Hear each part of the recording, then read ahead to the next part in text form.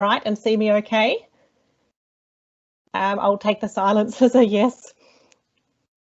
So it's lovely to be at least virtually back in South Australia, and I'm looking forward to being physically back in South Australia sometime next week after months of being locked out and indeed locked down here in Melbourne. As Steve mentioned, I'm talking about Clive Palmer's challenge to the WA border closure, focusing on the issues that arose in the High Court hearing. So as you probably know, the High Court heard this matter over 2 days on the 3rd and 4th of November. And then on the 6th of November, the court delivered its orders, but the reasons are yet to be published. So the matter came to the court by way of special case, and I'll just attempt, I'm very new with Microsoft Teams, but I'll attempt to share my screen and show you some slides that have the questions.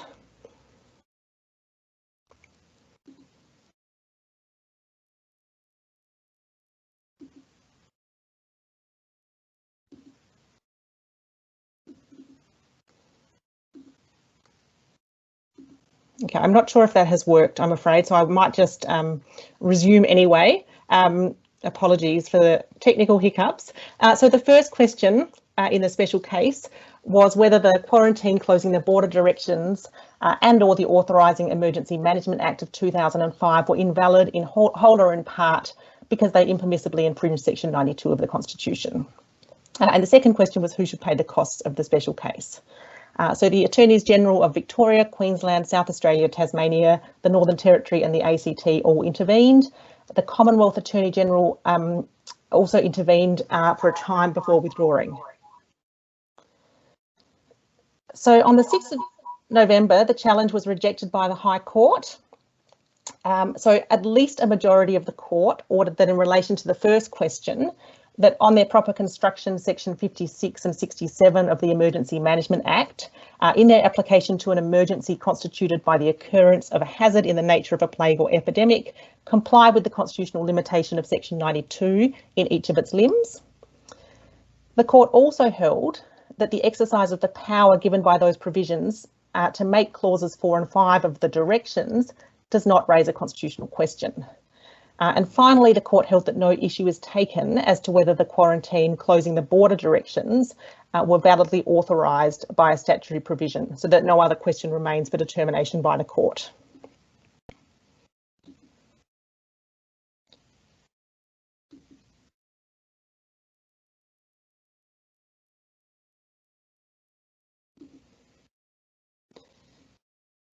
Okay, so we've been left somewhat hanging as we know the orders of the court, but not yet how the court got there. So in my brief remarks today, I'm going to talk about 2 issues that arose during the course of the hearing. One is whether the directions raised a constitutional question at all. So this was raised by Victoria intervening and was described as the Wotton point, relying of course on the 2012 case of Wotton and Queensland. The second issue is the test to be applied in the context of the intercourse limb of Section 92, and in particular, what's the role of proportionality testing within this context. So in relation to the first issue, whether the directions raised a constitutional issue at all, during the course of the argument, the plaintiffs clarified they did not contend the Emergency Management Act was invalid, only the directions made under it. In their submission, the constitutional validity of delegated legislation is to be tested as though it has been passed by Parliament. However, Victoria intervening raised the argument that the directions did not raise a constitutional question at all. Rather, this was a case about the exercise of a statutory power, and so the question, according to Victoria, was whether the authorising provisions of the Act operate to infringe the freedom guaranteed by Section 92 across the range of their potential operations. And in this submission, Victoria was following the approach adopted by the court in Wotton and Banerjee. So Victoria argued that the powers in question here fell within what they identified as the second category, namely the powers were confined by the statutory criteria in a way that ensures the powers could only be exercised in a manner consistent with Section 92. As you will recall from the orders, the court held that the exercise of the power to make the directions does not raise a constitutional question. So the court appears here to accept the Victorian submission, but this leaves unanswered the question of whether the directions fall within the scope of the legislative power.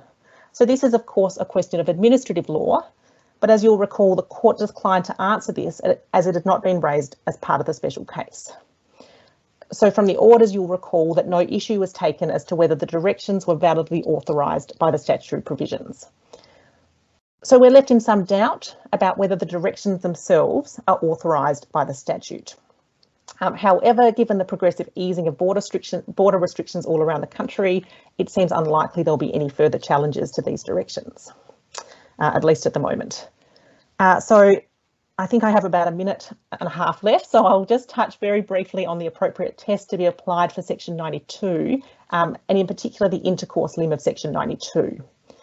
So you'll recall that the court found that the relevant sections of the Act complied with both limbs of Section 92. The plaintiffs focused their argument on the intercourse limb, and in particular they argued that the directions were aimed at or directed to the crossing of the WA border, and so that this offended the absolute freedom of intercourse guaranteed by Section 92. Alternatively, and this was developed more during the oral submissions, they argued that the directions were not reasonably necessary to the protection of Western Australia. So there was some debate amongst the parties and the court as to what test should be applied, and in particular whether the same test of reasonably necessary, which is of course the test used in the context of the trade and commerce limb and applied in cases such as Betfair, is applicable to the intercourse limb, and also what's the role of discrimination within this test. There was also some discussion about whether this test, in light of developments in the context of the implied freedom of political communication, includes some form of proportionality analysis of the kind developed in McCloy in New South Wales.